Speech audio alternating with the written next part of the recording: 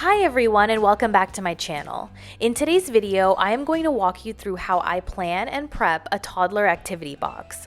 Planning just a few lessons in advance is a great way to make sure that you always have a few meaningful ready-to-go activities that your toddler can use to practice any skill.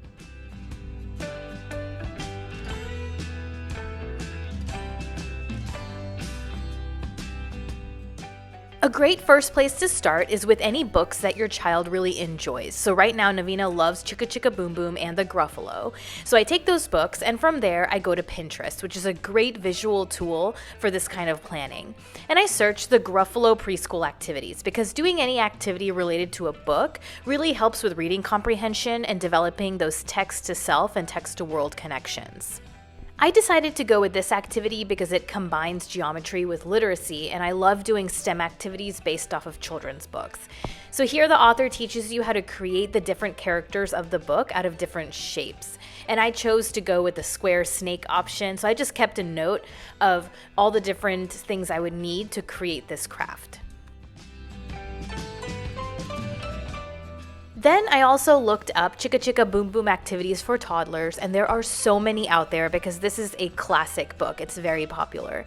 The one activity that stood out to me is this cute hat that this boy is wearing because I knew Navina would love to wear it while we read the book.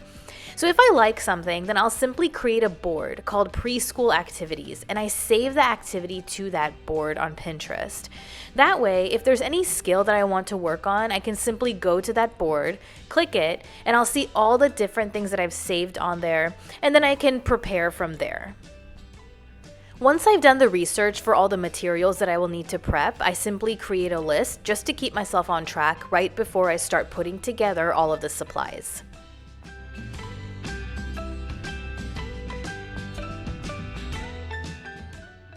Next, I like to gather all of the supplies needed for each activity in these gallon Ziploc bags. I actually already had the supplies for the Chicka Chicka Boom Boom hats ready to go because we recently went to Ohio and I prepped a lot of activities for my daughter and nephew to do while we were there, but we didn't get to this activity. So this one was already prepped and ready to go in its bag. The next thing you want to do is write the name of the activity on the Ziploc bags, and you can even write instructions if you want to. But this is really important to do before you start filling the bags with supplies because it's easier to do when the bags are laying flat. I reuse these bags, and so I use acetone and a cotton ball to just remove anything that's on them, and it works very well.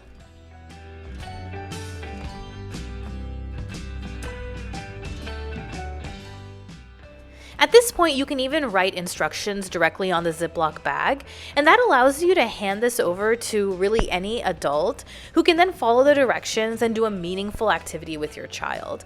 I love planning like this because with a little bit of forethought, you know that your child will be working on a specific skill that will help them.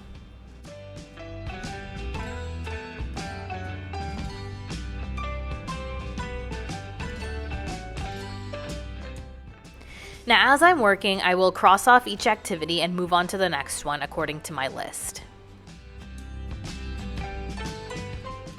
For the Gruffalo shape activity, the first step is to create some squares. And I don't draw anything out, I don't measure anything, I simply fold the paper and I eyeball it because the goal here is to simply create this quickly and efficiently.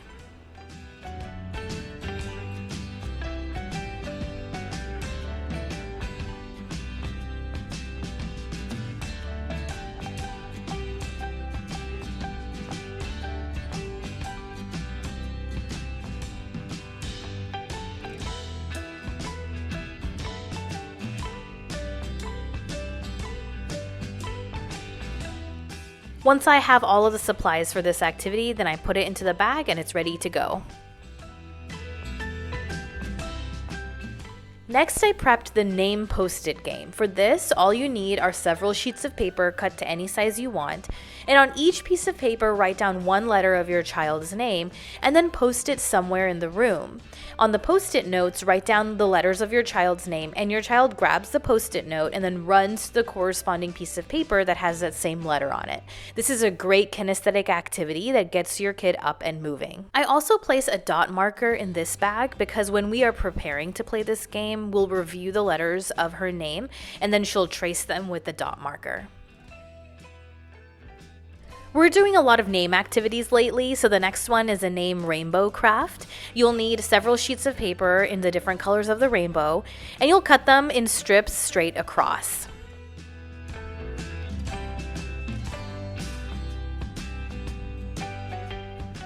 Once you write the child's name really big on the cloud and you cut it out, then you write your child's name on each strip of paper.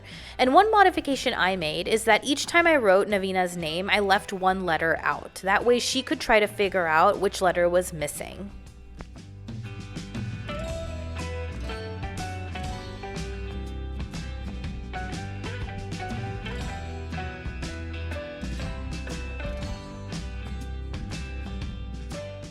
I place a dot marker in this bag too for the same reason. I'm going to have Navina trace her name before we actually complete the activity.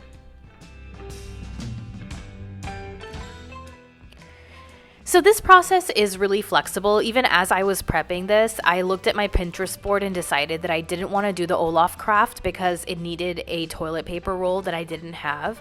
And so instead I found a carrot numbers activity that I could do instead. For this, I roughly drew and cut out 10 carrots and lots of different green stems to use as a counting activity. Again, the goal here is quick and efficient.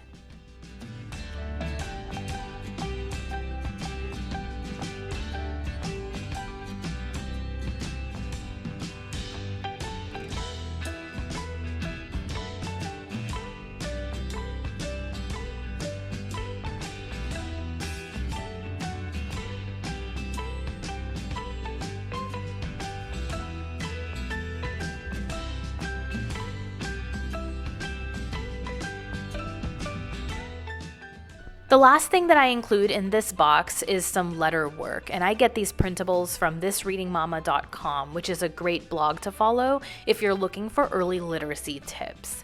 She creates these letter books, so I put new letter work and some old letter work in the box so that we can review some old letters and learn new ones. So here you can see Navina uses her dot markers to dot and identify the letters in these words. I also include a small box of magnetic letters, which has come in really handy. I got this set from Amazon. It actually includes many sets of the alphabet, but I removed one set for this box. And then I include little circle stickers that Navina can use with this printable right here so that she can dot her numbers. I like to store everything in this Sterlite container because not only is it sturdy, but Navina can also open it by herself. I like this size because I can fit an entire sheet of paper at the bottom, which means that I can also put workbooks in this container and all of our educational resources. So once I've created everything, I put everything in the box along with crayons, glue, tape, and any other materials that we may need.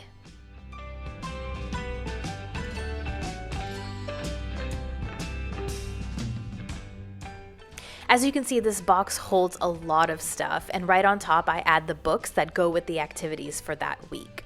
And that's how I prep activities for my toddler. I hope this video was helpful to you. If you have any questions about my process, please leave them in the comment section below and I'll be sure to get back to you. Please don't forget to like, comment, and subscribe, and I'll see you in my next video. Bye!